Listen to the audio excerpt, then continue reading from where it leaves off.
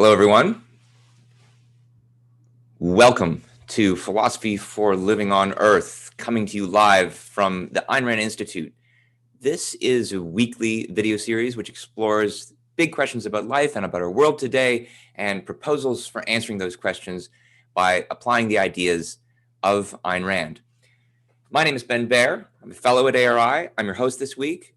And the question we'll be considering today is there a rational morality? Why I think this is an interesting question to ask is something I'll talk about in just a minute. But first, a word on our format today. I'm going to give a presentation for about 20 minutes. Then we're going to open it up for Q&A and discussion.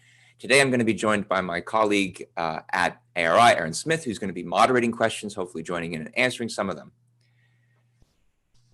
So why are we asking this question? Is there a rational morality? Well, it's because there's a conventional view out there among lots of people, ordinary people, sophisticated intellectuals, that holds there is no such thing as a rational morality. And I want to just start off with a few data points to indicate the view that I am hoping to ask questions about today.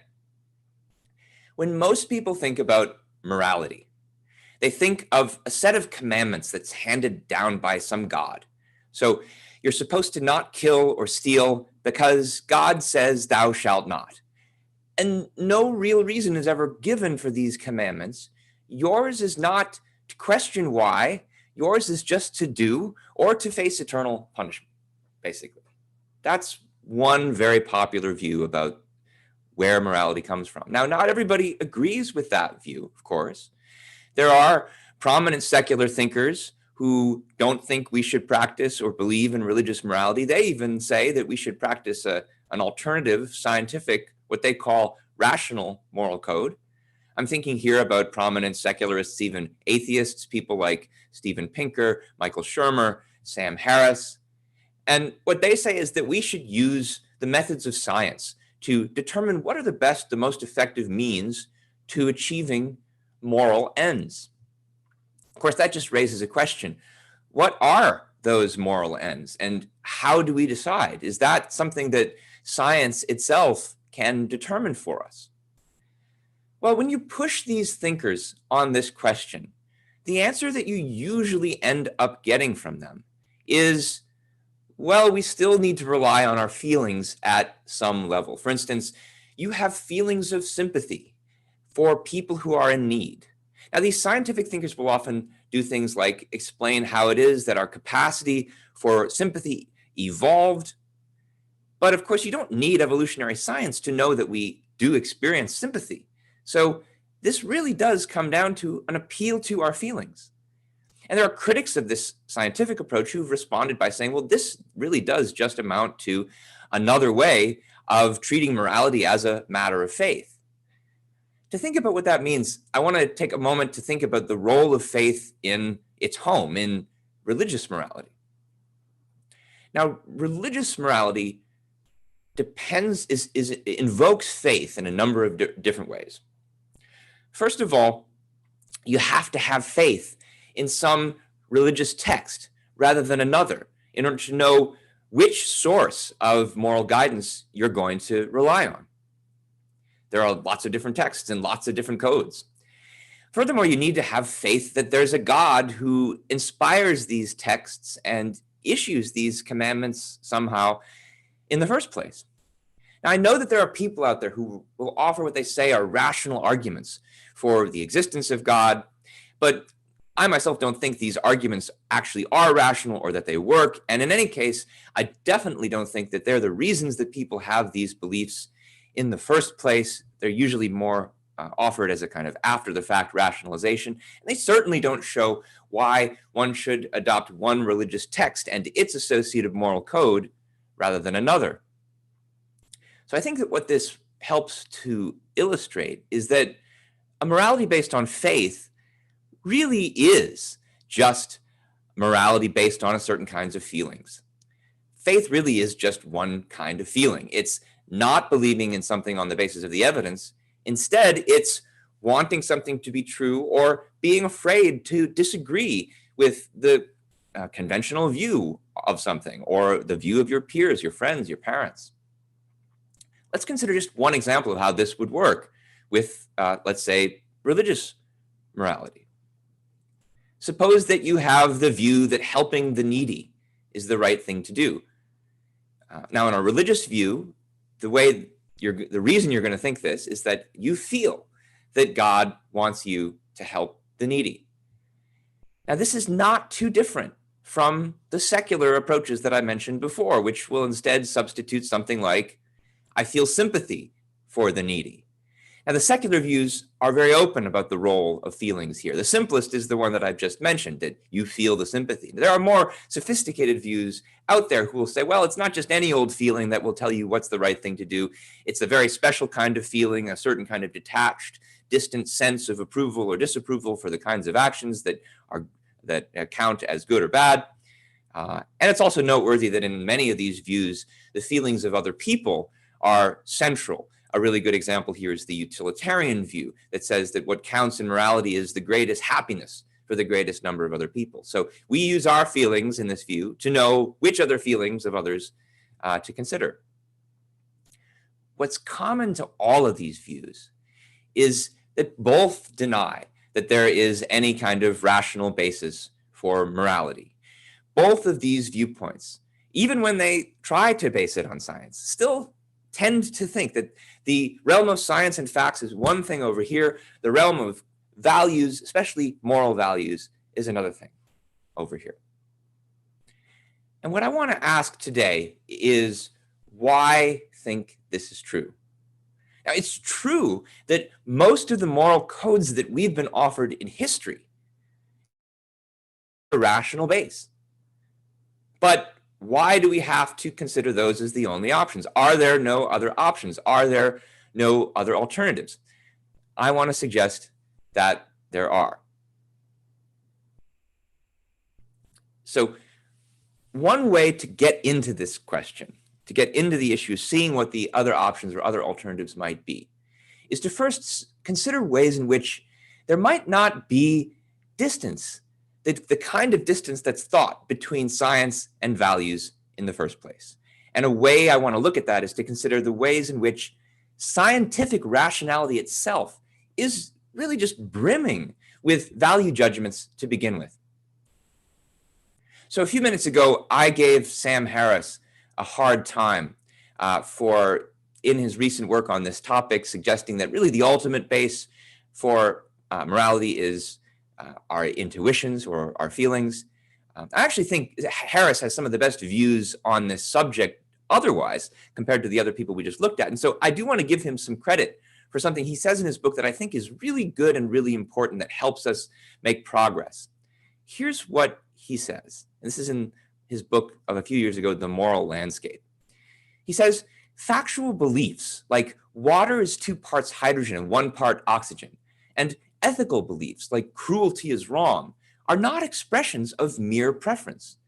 To really believe either proposition is also to believe that you've accepted it for legitimate reasons. It is therefore to believe that you are in compliance with certain norms, that you're sane, rational, not lying to yourself, not confused, not overly biased, etc. When we believe that something is factually true or morally good, and note he says this is true for both of them, we also believe that another person similarly placed should share our belief. I think that this observation of Harris's is profound and really important. And if we think more about what it means and what its implications are, I actually think it's the key to unlocking a fully rational code of morality in a way that I don't think Harris himself fully does in that book. And to understand that, let's consider some examples of the kind of thing he's talking about how believing factual propositions actually involves all kinds of value judgments. So we'll start with Harris's own example, believing that water is 2 parts hydrogen, 1 part oxygen. Why do people believe this? Well, it started out with Henry Cavendish in 1766, who discovered hydrogen, which he called inflammable air. And he did an experiment to show that when you ignite hydrogen, it forms a substance that looks a whole lot like water. So right there already, I think you see one important value being expressed. Sensory evidence is important. Cavendish wasn't willing to accept the traditional view that held water to be an element that had no parts. He did an experiment to test that view and to see what was actually true. Now, that wasn't the end of the story. A lot of people were still really critical of this view. They couldn't believe the traditional view was wrong. And so that led someone like Antoine Lavoisier, who's the father of modern chemistry, to come along and figure out an experiment that could really prove it. He said, well, if water can be formed by combining hydrogen and other gases, shouldn't we be able to take water apart and come up with these same things that we started with? And he did a really complicated experiment to prove just that, to decompose water into hydrogen and what turns out to be oxygen. And I think the value that's being expressed there, among others, is that logical consistency is important, right? So if water is made out of these two elements, you ought to logically be able to break it up into those two elements. That's a really important scientific value.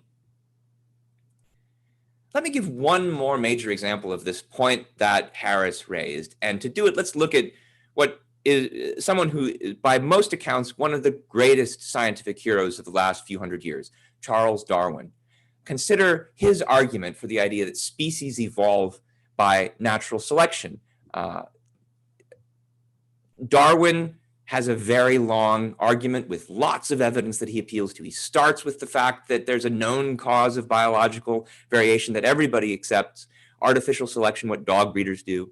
But he asks then, well, what if similar pressures from a natural source had millions of years to operate? Wouldn't you expect to find lots of evidence that there was even wider biological variation, in fact, distinct species that could be created by this? He then went to look at the evidence in a whole diverse range of different scientific fields, geology, the fossil record, geographical distribution of species. And he found all of the evidence that he predicted. And because of this, he decided only evolution by natural selection could explain all the evidence that we found. One really important scientific value that he's expressing here is that it's really important to look at all of the evidence, that you need to get a picture of all of reality by looking at how different fields of knowledge converge and integrate. But even more importantly, and I think this is the most important for what we're about to consider, remember that Darwin maintained his theory, even though it was an incredibly unpopular one. It made a lot of people uncomfortable because it meant that the traditional view that God creates species separately and distinctly had to be wrong. And here, for Darwin, he was making the judgment that truth is really important, even when it's unpopular, even when it's uncomfortable. The truth, the whole truth, and nothing but the truth. That's what someone like Charles Darwin was interested in. So right now I want to take this back to Ayn Rand.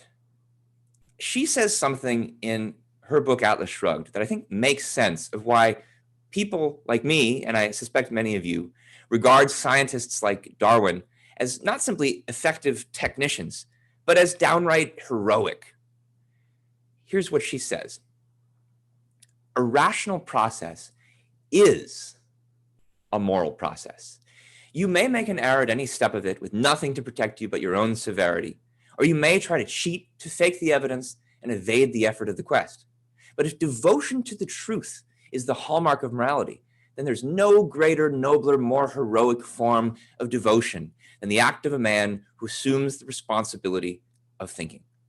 And so I think this is why we judge people like Cavendish, Lavoisier, and Darwin as actual heroes. They assumed that responsibility. So what I want to suggest now is that morality just is rationality in relation to big questions about living. Rationality means commitment to the truth. It means trying to know the world. But why do we need to know reality? Why is knowledge so valuable? Well, what's the source of the value of anything? Now, I think there's a much longer story to tell here than I can possibly do in this short presentation. This is something we can talk about more, perhaps in the Q&A. But here, I do agree with Ayn Rand's view that it's the needs of living organisms that give rise to the whole possibility and the necessity of talking about value.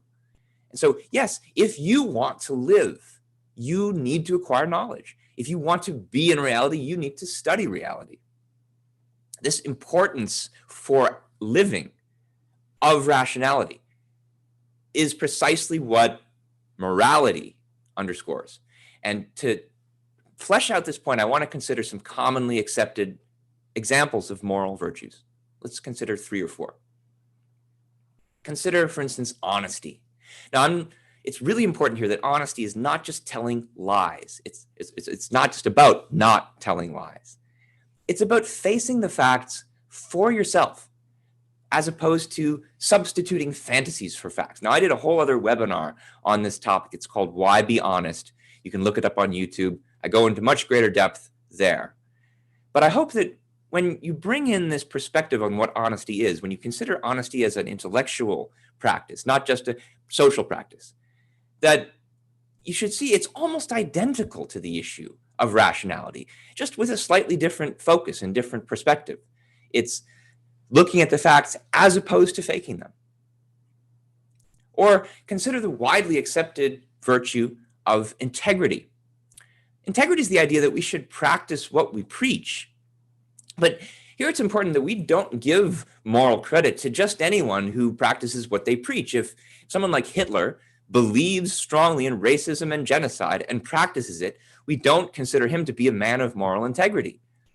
We do consider somebody like Frederick Douglass to be someone who has great integrity. He believes in freedom, and then he fights for it. First of all, for himself by escaping from slavery, and then for other people by advocating for abolitionism. I think what this shows is that integrity is a kind of rationality. It means being willing to act on your rational principles, being willing to act on the knowledge you have rationally acquired. That's what makes the difference between someone like Douglass and someone like Hitler. Independence. Now, here I'm not just talking about living by your own means, but thinking for yourself. This is literally the moral virtue that we think these great heroic scientists practice, whether they're Galileo or Lavoisier or Darwin. Independence is the idea that you need to think for yourself as opposed to believe dogma. Rationality means thinking for yourself. There's no other way to think. Other people can't do your thinking for you. If you simply absorb their views, you're only parroting them. You're not actually doing thinking. You're not engaging in a rational process. One last example. Justice, another commonly recognized virtue. Justice means giving each his due. It means rewarding people's virtues and punishing their vices. But I hope by now you should see that this is just an application of rationality to the assessment of other people's character. It says, face the facts about other people, and then with integrity, act on those facts. So to start to wrap this up, I want to give you just one last quotation from Ayn Rand in Atlas Shrugged, where I think she points to how difficult it is to even separate the issue of rationality from morality in the first place. Her view is thinking, that is rational thinking, is man's only basic virtue from which all the others proceed. And his basic vice, the source of all his evils, is that nameless act which all of you practice but struggle never to admit, the act of blanking out, the willful suspension of one's consciousness, the refusal to think, not blindness, but the refusal to see, not ignorance, but the refusal to know. It's the act of unfocusing your mind and inducing an inner fog to escape the responsibility of judgment. Remember, it's the responsibility of thinking that these great scientists assumed, and which many of their critics were trying to escape. So I'd started this conversation with the question, is there a rational morality? What I want to suggest now is that really the tables should be turned here. The real question that we should be considering is, how could there be any other kind of morality? How could there be a non-rational morality? The kinds that have been offered have no bearing on the reality that we're trying to live in. That's what rationality is for. And let's just return to one last example. We'll go back to the example that I started with. The common view that helping the needy is a moral duty and an imperative. And many people offer their sympathy as their reason for doing this. This is an expression of the view, of course, that morality can only be based on feelings. But what I want to suggest now is that if you think this is all morality can do, you end up ignoring or evading all kinds of important facts. First of all, it ignores or evades the cause of the feeling that you're having in the first place.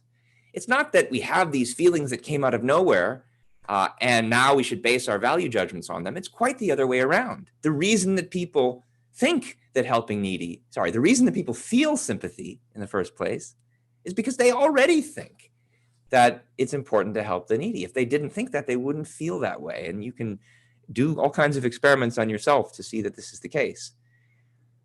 Furthermore, when you then enclose your thinking about morality in this little circle where you treat your emotions as just givens that can't be challenged, you end up ignoring all kinds of facts that are actually relevant for assessing the judgment in question. Like, what does this person actually need help for? What do they need the money that you want to give them for? Do they need it for drugs, or do they need it to get a job? And what do you need to help them to achieve that for? To avoid the feeling of guilt, or to actually add value to your life? I'll close with one more reference to a beggar. But this is a beggar who appears at one point in Ayn Rand's novel, Atlas Shrugged. And someone asks him the question, what is morality? He responds, judgment to distinguish right and wrong, vision to see the truth, courage to act upon it, dedication to that which is good, integrity to stand by the good at any price. I think that this beggar is onto something. But as you'll see, he says at the end, where does one find it? He doesn't know, because in most of history, no one has ever bothered to make a connection between the concept of morality that he displays here and the operations of heroic rational scientists, which we should try to exemplify. Okay, I'll close with a few suggested readings. Made several references today to Atlas Shrugged, not just to the big speech, but even to parts of the story. Ayn Rand saw this novel as demonstrating the theme of the role of the mind in human existence, and a demonstration as a corollary of a new rational code of morality. That's what the book is really all about. If you want a nonfiction version of her argument for this, it's good to take a look at The Virtue of Selfishness, a shorter nonfiction book of hers. In that book, I suggest especially taking a look at her essay, The Objectivist Ethics. There's a brief little link to it if you want to look it up now. Also, I highly recommend another essay by the senior fellow at ARI, Onkar Ghate. This is in our journal, New Ideal. You can look up Finding Morality and Happiness Without God. I think it explores some of the same points I looked at today in greater depth. Otherwise, I'd like to remind you about next week's webinar. This is going to be featuring a member of ARI's board, Dr. Harry Binswanger. He's going to be looking at the question, why capitalism? Certainly a relevant question today when everyone's looking at alternatives. We're going to open it up for Q&A very soon, but before we do that, I do want to put a poll up for those of you who are in Zoom. The reason that we do these webinars is to try to reach new audiences, and so I want to see how many of you have various degrees of familiarity with Ayn Rand's ideas. So I'll put that poll up and leave it for you to look at as you are watching on Zoom. If you have other questions you think we should consider for these webinars, please send us an email, webinars@aynrand.org. We definitely look at all these emails, and we've done several webinars already on the basis of questions that listeners and viewers have submitted. Otherwise, I think that's everything I've got. And so now is the time for you to start to submit questions. I'm going to be joined momentarily by Aaron Smith. And I'll just let you know, if you are in Zoom, there's a special Q&A module where we would prefer that you submit the questions. Just hover over your screen, hit the Q&A button, a module will pop up. Please submit them there. We will take a look at those questions. If you are in social media, whether Facebook, YouTube, or Periscope, please plug your questions into the comments sections. We're also monitoring those, and we're going to try to answer as many of them as we can as well. So, Aaron, are you out there? It's often said I'm out there. I'm here. Hi, Ben. Let me start with one question that I just want to pose. What's so wrong with basing a morality on feelings? I mean, particularly if those feelings have a universal basis among human beings. Well, this is a question that I only just started to answer really toward the end of the talk. But to dig a little deeper into it, the issue here involves thinking about what feelings actually are and where they come from. The point here is not that feelings are irrelevant. It's not that they're bad. It's not that we should all be like Spock or something like that. It's that they have a specific function in human life, and it's important to be clear on what that function is. Their function is to motivate our action, and they do a really good job at it. But their function is not to give us knowledge of reality. They are not, as Ayn Rand put it, tools of cognition. And that's because the feelings that we feel, and this is something I said a little bit about, are really just reactions to the thoughts, the reactions to the world in light of the value judgments we already have. So if I already thought that a particular person was worthless, had put himself into trouble by making a whole set of foolish decisions, at a certain point, you lose sympathy for this kind of person. You don't have it anymore to have as a basis for your feeling. And so if you do feel sympathy, it means you do think the person deserves help. But then the question you should ask yourself is, well, why do I think that? What reasons or evidence have led me to believe that? Sometimes there are good reasons, in which case you should let that feeling motivate you. Sometimes there are bad reasons. So if you're just looking at the person and their face looks all mopey, and that's the only reason you feel sympathy, you don't know what put them into the position of looking so mopey. That's probably a hasty judgment that you're jumping to. But if they look mopey, and then you ask out what's the situation, you also know that they're your friend and they mean something to you, and they're the victim of circumstance, and they know that if you give them help, they're going to do good things with it, then you'll feel sympathy. You should let your sympathy motivate you in that case. Okay. Let me ask a question from Steve. This is coming in from Zoom. Is it true that Rand's ethics, I'm reading from the screen over here, is it true that Rand's ethics, which seems so contrary to most ethics of today, is in fact quite similar to some of the ethics of the early Greeks? Well, this is something I'm sure you can say a fair amount about yourself, Aaron, since you know more about Greek philosophy than I do. But I would say that it's true that there are some real similarities. The most obvious person to look at is Aristotle, who actually held that the virtuous man is a lover of self, and who also had a similar view about the relative relationship between reason and emotions in making judgments about what's the right thing to do. He wasn't quite exactly the same as Rand in any number of ways. For one thing, it's not clear that he thought that what makes something moral is that it's in your interest. He thinks that what's moral happens to be in your interest, but he doesn't make the same kind of conceptual connection between these two as Rand does. But to take a step back from that, it is important also, I think, that since the topic of today is the rationality of morality, that for the most part, Aristotle thought also that you could give a kind of rational demonstration of what moral virtue is. He gives this human function argument. Now, there's all kinds of questions I think you can ask about how good that argument is, and whether he consistently practices the rational principles of argumentation that he otherwise champions. Sometimes it looks like he's just looking to what is it that people in his society regard as virtuous and sort of encoding that in his principles. But overall, I think he does have a rational methodology in his ethics and as in the rest of his philosophy. And that is one thing. He is a data point that's often ignored historically by the people who say that there's no possibility of having a rational approach to morality. I'll just add one little point to that, is that predominantly in Greek philosophy, so this is I think the important thing is it's not that it's Greek so much that it's pre-Christian, and that what I think is a lot healthier about the Greeks' approach to morality in general was that morality as they thought about it, was trying to formulate a view of what the best human life looks like, how to live the best life possible, and then what kind of virtues you'd need to develop in your character to make that possible. What kind of approach to life would you need? It was never about trying to get to another dimension. They didn't yearn for the afterlife. Their gods didn't actually give commandments. So it was, I mean, they did things to people sometimes, and you knew certain things upset them, but they didn't give a list of commands. There was no sacred text that you had to adhere to. It wasn't ideological in that regard. And so it was really about how to live the best life. And I think that's incredibly healthy, and that's a relationship to Ayn Rand.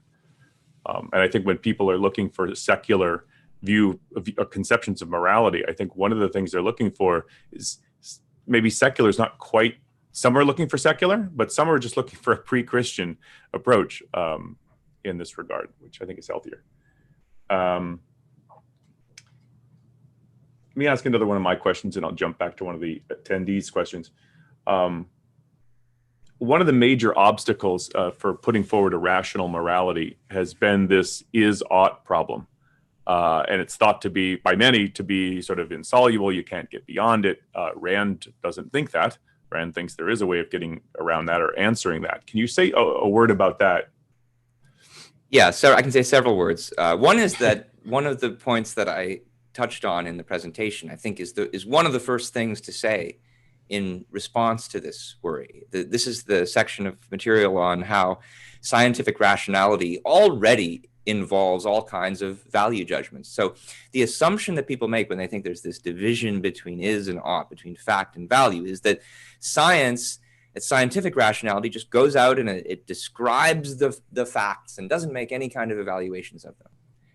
And it's true that it doesn't make certain evaluations of them. But in order to even figure out what the facts are in the first place, science has to be operating on the basis of a whole set of cognitive norms, like the ones that I tried to illustrate in my talk. There's more to be said about this. Rather than dwelling too much on it, I just want to point out I've recently done an interview with Harry Binswanger, who's actually going to be on our webinar next week, on this very topic. And the video of the interview is going to be released, I think, next week. And Dr. Binswanger is someone who's written on this very question. He does a really good job taking apart the arguments that are given for the idea that there's an is-ought gap. And rather than say more, I think I'd rather let him say more when that video is released. So I recommend that people look forward to it. It's coming out pretty soon. Good. I look forward to that. This is good. So here's a question. So this is coming from an anonymous viewer on Zoom, and it has to do with, you made some points about some of the problems with religious morality or appeals to God and so on. And the question is that people often resort to turning to God, quote God, when they are facing extreme hardship or they're at the end of their confidence in life. What does Ayn Rand's morality offer someone at that point? It's a fair question. And somebody actually asked me a question quite like this at a conference that I was at recently. And let me actually share the version of the question, because it's like the even harder version of this question to answer. And the person said, I've been an atheist all my life. I don't believe in a God, but someone very close to me is dying, and I'm so tempted to believe that maybe someday in some other dimension I will get to meet them again. And what can you tell me? And he's also asking about comforting the other person in this time, and what can you tell them? And it's a difficult question, but the main response that I had to it was, in a way, it's when the chips are down and you're in a kind of crisis situation and some of your most important values are at stake. It's in just these kinds of situations when it's most important to keep a level head. I mean, think about this. Suppose you're the one who's dying, and you don't have much, and you know that, and you don't have much time left on Earth. Well, all the more reason that you need to face the facts and figure out what to do with the time that you have left, and how to, plan your affairs, and how to maximize the time that you have with the people that you love. And that requires facing reality. That's something that you're not going to be able to do effectively if you create some kind of illusion for yourself, like, oh, I'm not really going to die, or if I die, I'll get to see my friends in another dimension. If you don't, then you're wasting the time that you have left. You have one life to live, and being rational is the way to make the most of the precious time we have on Earth. Yeah, because you could put the question the other way, as instead of what does Ayn Rand offer you, what does religion offer you? Well, it offers you escape from the reality that you have to deal with, and offers you a fantasy as a substitute. Yeah, I mean, it really comes down to it really comes down to the fact that religion does no better than drugs or alcohol or any number of other destructive escapes. So here's a question. This is a question about the relationship between reason and feelings in how humans developed. And this is a question coming from Sally on Zoom. I'll try to shorten it a bit. It's you've made the point that rationality should be rational, that should be first, and feelings are not what you go by. She says, if rationality must come first, human beings would never have developed any moral sense or sensibility.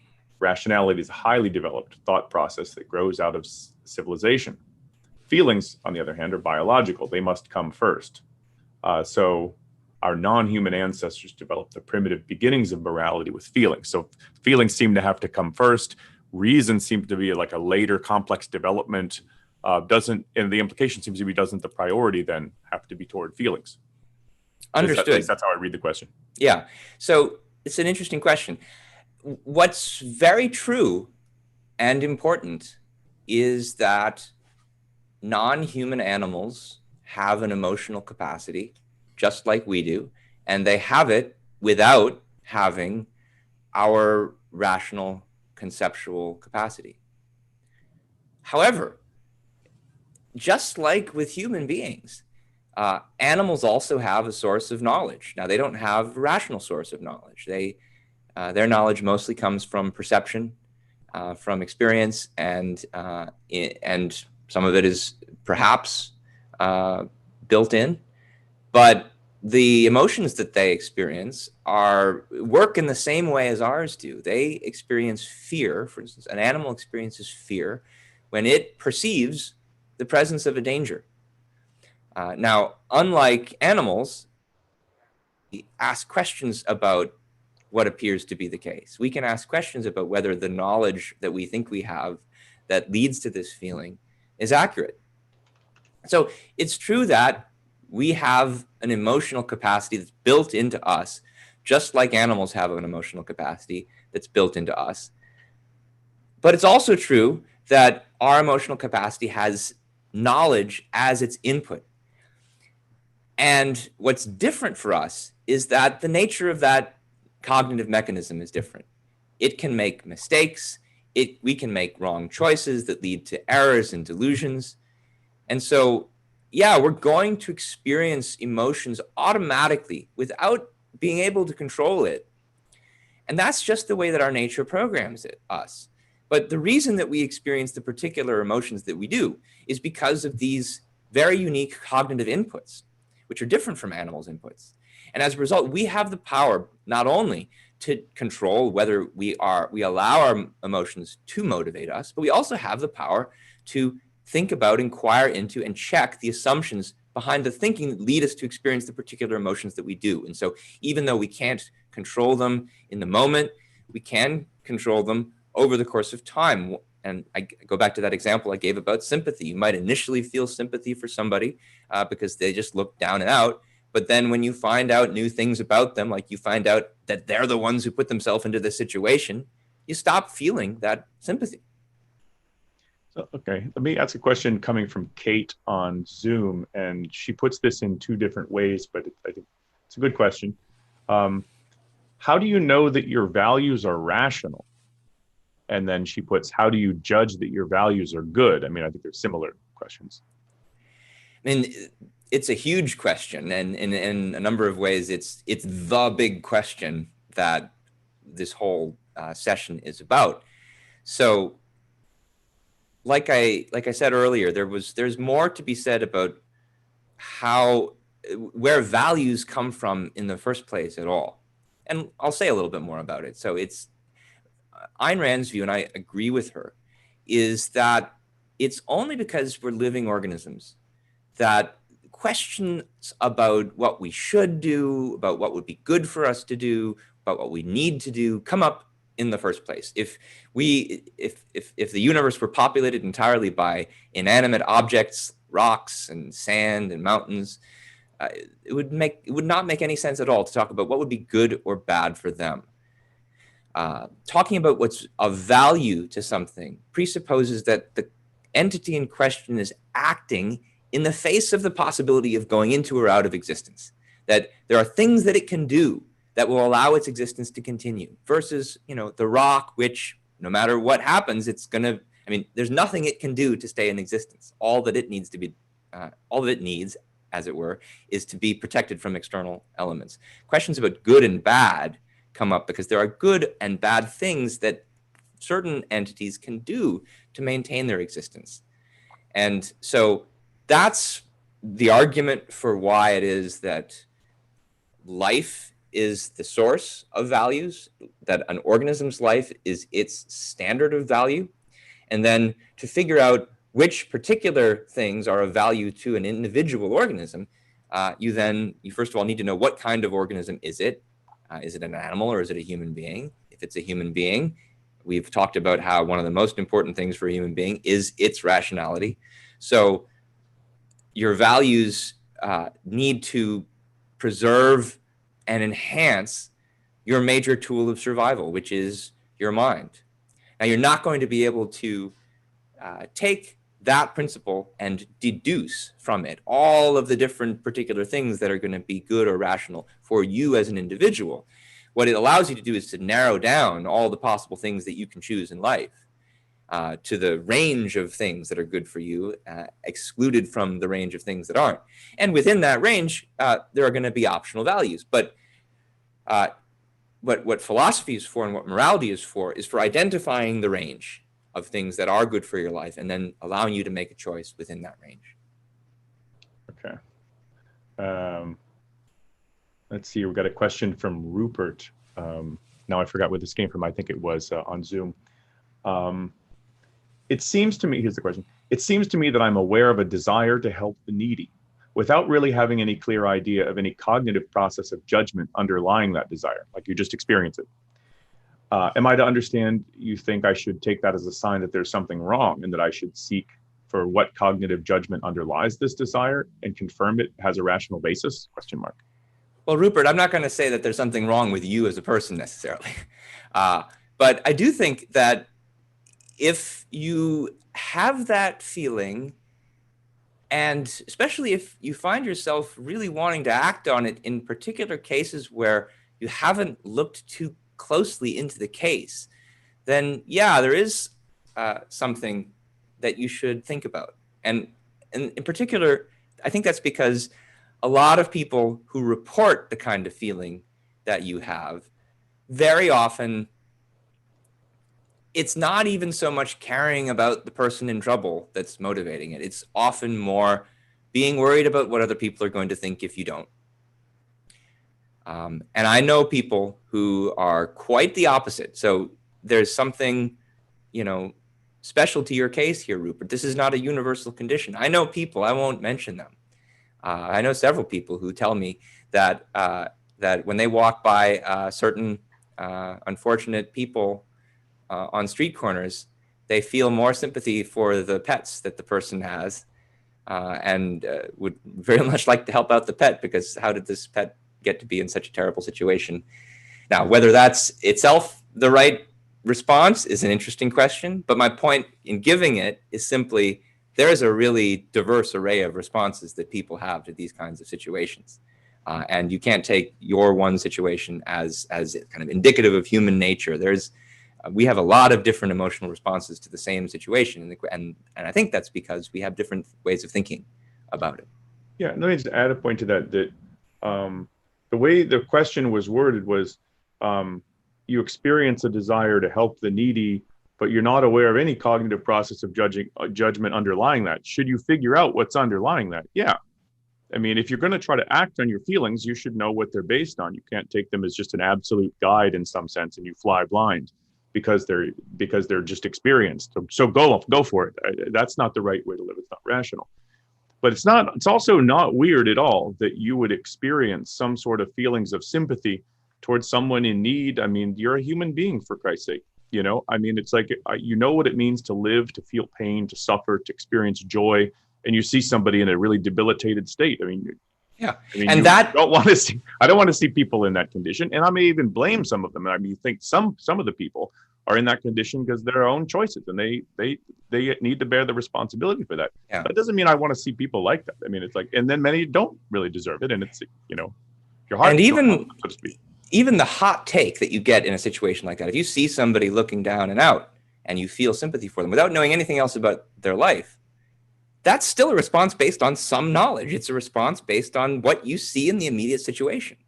It's not just a desire that's hanging in a vacuum. And then if it turns out that that little bit of knowledge that you have about what you see in front of you actually does turn out to be representative of the wider facts about their life, then your sympathy was on to something, and it can be a good thing to allow it to motivate you to help. In a similar question, because it has to do with the immediacy of a certain kind of response, it's coming from Nancy on Zoom. The question is, can intuition be characterized as moral or immoral, or does it belong to a completely different sphere? Like, how do you characterize when people talk about their intuitions? Well, I want to ask a question about the question, because the major thing here is, well, what is an intuition even supposed to be?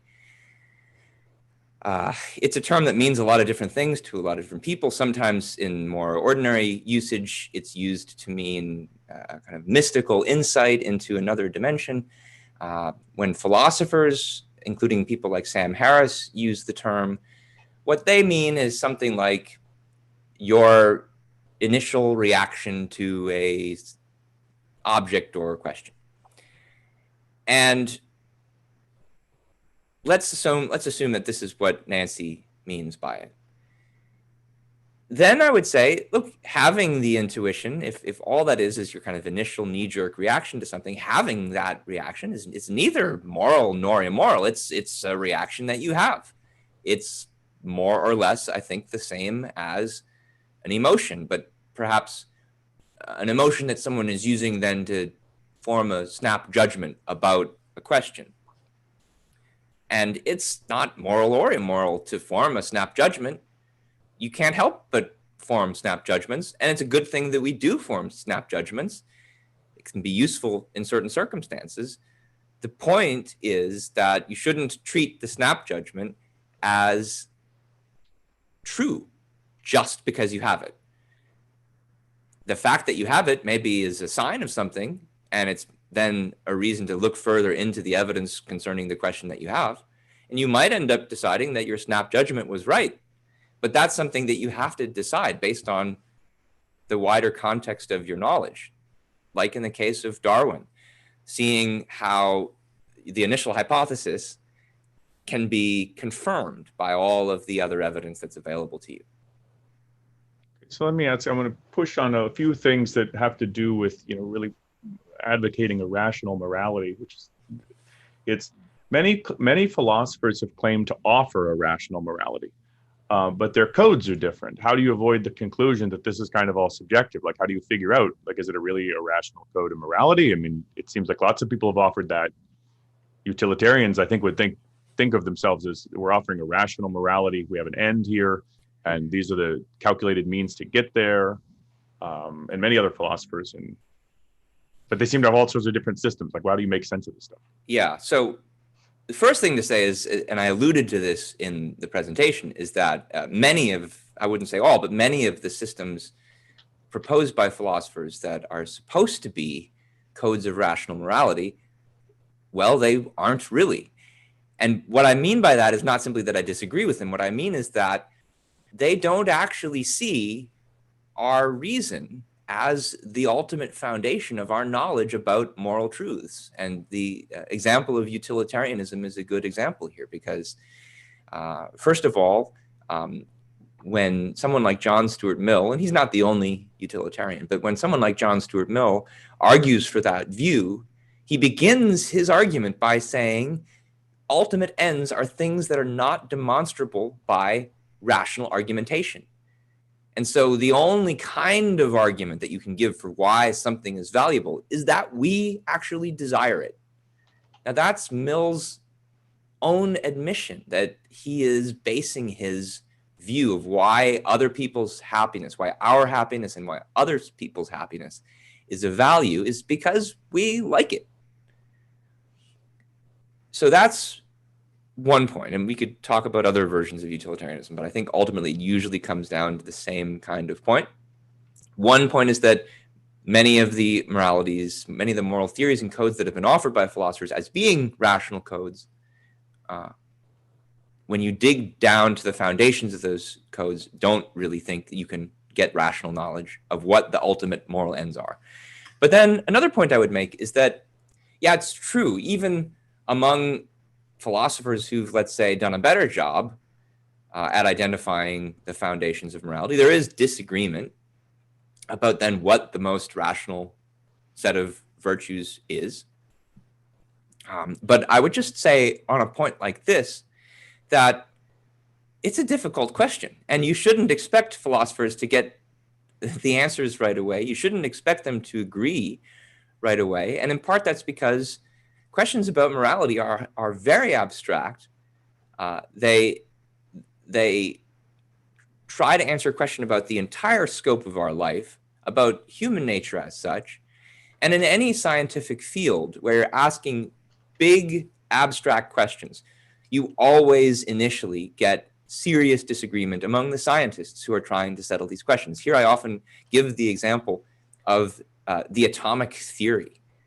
So the existence of atoms, everybody learns about these in kindergarten now, and they just assume as they're part of the furniture of the universe that everybody always knew about. But I mean, in point of fact, the idea that there are these tiny, unobservable entities that are the building blocks of all nature was tremendously controversial, even among the most sophisticated scientists, well into the 19th century, well into the end of the 19th century. It wasn't really until the beginning of the 20th that there was any agreement that you could prove the existence of these things.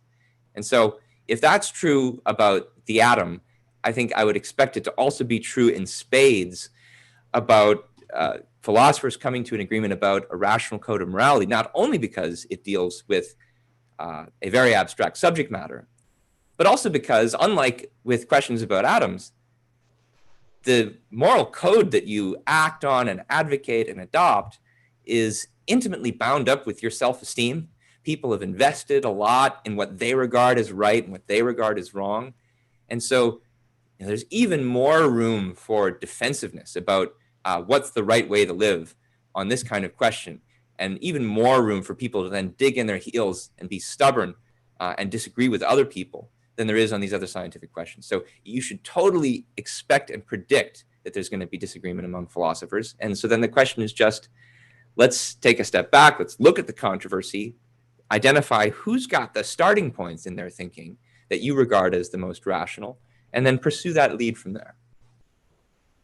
Yeah, and there's a difference between someone saying they're offering a rational code of morality, and what they mean by that is they're not trying to appeal to faith and mysticism and so on. They're committed to like offering reasons and trying to establish and validate their reasons. And that's one thing. There's another thing to think that they got it right.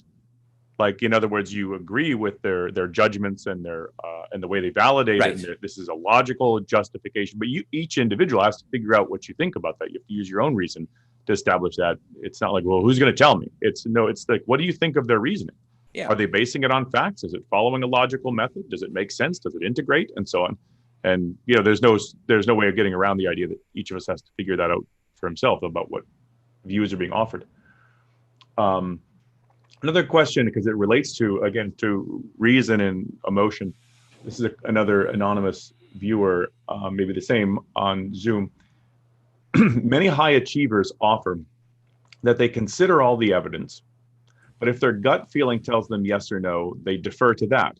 It implies the churning in their stomach signifies something beyond immediate reality that has to be taken into account and should prevail. So it's the person who follows the evidence, but we're talking about high achievers, but will often go on their gut as if it's somehow more immediate, more direct source of knowledge.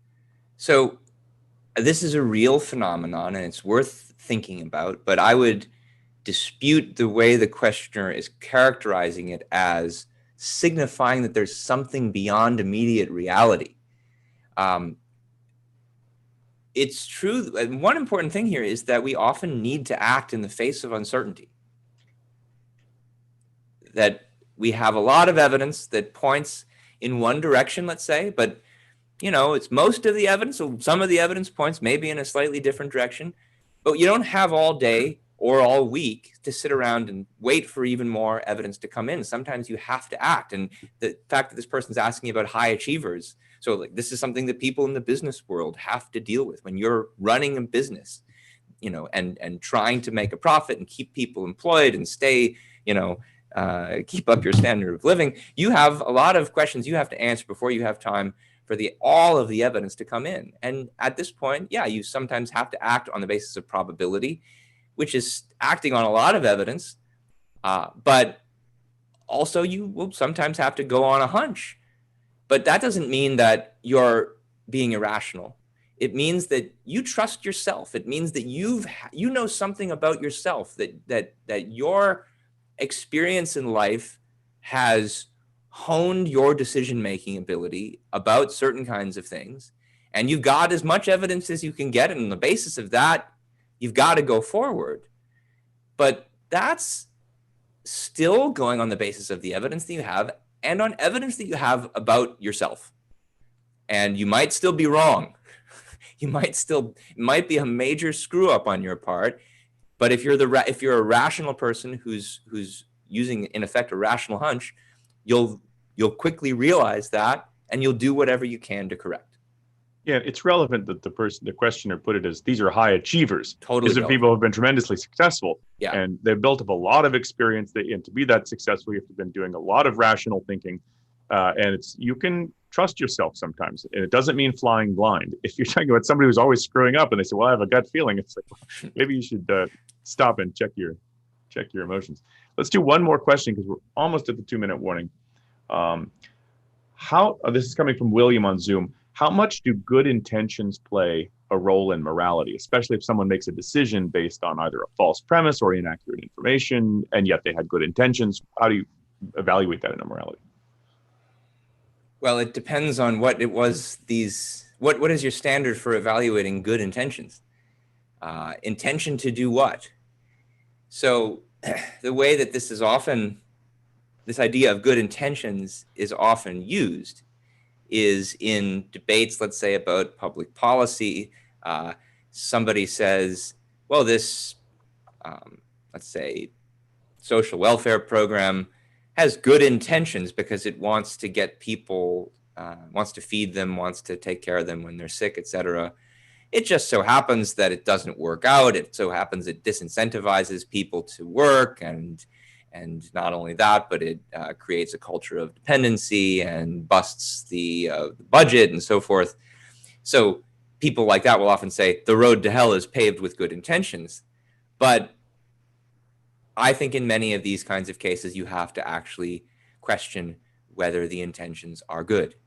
Is it? And this is a much longer discussion, and one that came up in part, I think, in your webinar of just last week, was it? Or the week before, what to do about the poor. What to do about the poor. But I mean, I think there are a lot of people who propose policies allegedly to help people where the intention isn't good, where they want people to be dependent, and they don't want people to live independently, and they want to tear down the people who have achieved something for themselves, and they want them to be made to kind of worship at the altar of other people's need and suffering. And if that's the motivation, that is not a good intention, and it's not an accident that it paves the road to hell. So it's going to depend a lot on how you understand what you take to be a good intention here. So we are at 11:59. So do we have some closing remarks? I think what I usually do at this point is just to remind people again about the webinar next week, which is Harry Binswanger's Why Capitalism. Join us again Wednesday, 11 a.m. Pacific, and that's 2 p.m. Eastern for yet another webinar. Otherwise, please consider sending us other questions that you have that you think you might want us to address in future webinars. And I think that's all I have for today. Great. So, thanks everyone for coming. Thanks, Aaron. Yep. Bye, everyone.